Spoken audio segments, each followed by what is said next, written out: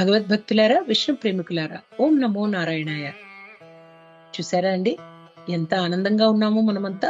ఎందుకంటే భగవంతుని మీద ప్రేమతో ఉన్నాం. భగవంతుని మీద ప్రేమతో ఉన్న వారికి ఎప్పుడూ శాంతిగా ఉంటారు, ఎప్పుడూ ప్రేమమయులుగా ఉంటారు. కాబట్టి ఆ మార్గాన్ని అందరూ కూడా అవలంబించండి అని మన వైదిక వాంగ్మయం మనకు చెప్తోంది. కాబట్టి భగవంతుని మీద ప్రేమే భక్తి. ఆ భక్తి నవవిధాలు, భక్తితోనే శాంతి అని తెలుసుకుంటూ శ్రీరామచంద్రుణ్ణి మనము ఆదర్శ పురుషుడుగా చెప్పుకుంటాం. ఎందుకంటే సుఖంలోనూ దుఃఖంలోనూ ఒకే విధంగా ఉండటం, జీవితపు విలువలను ఎంత చక్కగా పాటించాలో మనకు తాను అవలంబించి మనకు చూపించారు. కాబట్టి సరే, భక్తి గురించి చెప్పుకుంటున్నాం కదా. మరి మనమందరం ఏమనుకుంటాం? ఒక అష్టోత్తరం చదివితే మనం భక్తులం, ఒక సహస్రనామం చదివితే మనం భక్తులం, లేదా రోజు మనం ఆలయానికి వెళితే మనం భక్తులం. ఆ అపోహలో ఉండకండి.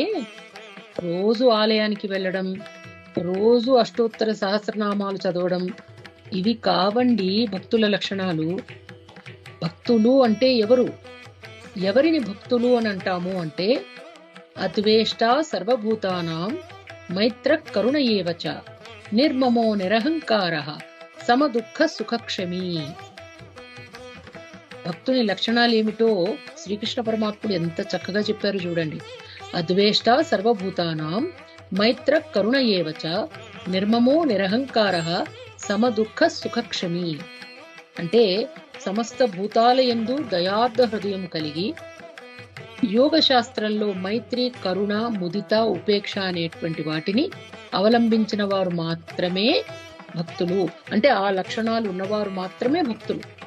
ఓకే, ఇప్పుడు మైత్రి, కరుణ, ముదిత, ఉపేక్ష వీటి గురించి తెలుసుకుందాం. ఎవరిని మనం భక్తులు అనొచ్చు? దేవాలయానికి వెళ్ళిన వారు, లేకపోతే అష్టోత్తరం సహస్రనామాలు చదివిన వారు, మంత్రాలు అనర్గళంగా పఠించిన వాళ్ళు, వారా భక్తులు? ఎవరు భక్తులు అంటే, ఏవైతే లక్షణాలు ఇప్పుడు చెప్పుకుంటున్నామో మైత్రి, కరుణ, ముదిత, ఉపేక్ష, ఈ లక్షణాలు ఉన్నవారు మాత్రమే భక్తులు. మైత్రి అంటే అందరి యందు స్నేహభావంతో ఉండాలి. తనకన్నా తక్కువ వారిని చూసినప్పుడు, దీనులను చూసినప్పుడు కరుణ కలిగి ఉండాలి. మనకన్నా ఎక్కువ ఐశ్వర్యవంతులు, విద్యావంతులు, రూపవంతులు వారిని చూసి అసూయ పడకూడదు, సంతోషించాలి. వారికి ఎంత అదృష్టమో కదా అనుకోవాలి. ఇక దుర్మార్గుల విషయంలో వారిని శిక్షించడానికి మనం పరిగెత్తి వెళ్ళకూడదు, కొంత ఉపేక్షను వహించాలి. అంటే వారి తప్పులు వారు తెలుసుకుంటారేమో, మనం ఉపేక్షించాలి. కాబట్టి మైత్రి, కరుణ, ముదిత, ఉపేక్ష ఈ లక్షణాలు ఉన్నవారు మాత్రమే భక్తులండి. చూసారండి ఎంత సింపుల్ గా ఉందో? భగవంతుని మీద ప్రేమ భక్తి, నవవిధ భక్తి మార్గాలు, దాని తర్వాత రామచంద్రుడు ఏ విధంగా మనకు మానవ విలువలను చూపించారో, ఇంకా విశేషంగా భక్తి వల్లే మనకు శాంతి, సుఖము.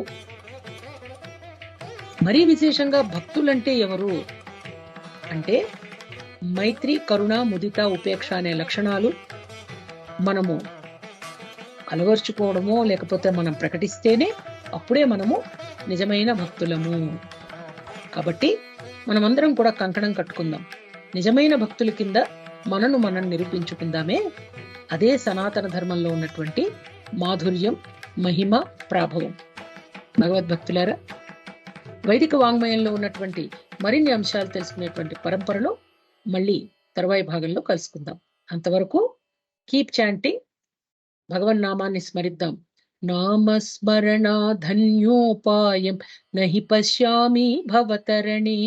రామ హరే కృష్ణ హరే తవ నామ వదామి సదా నృహరే.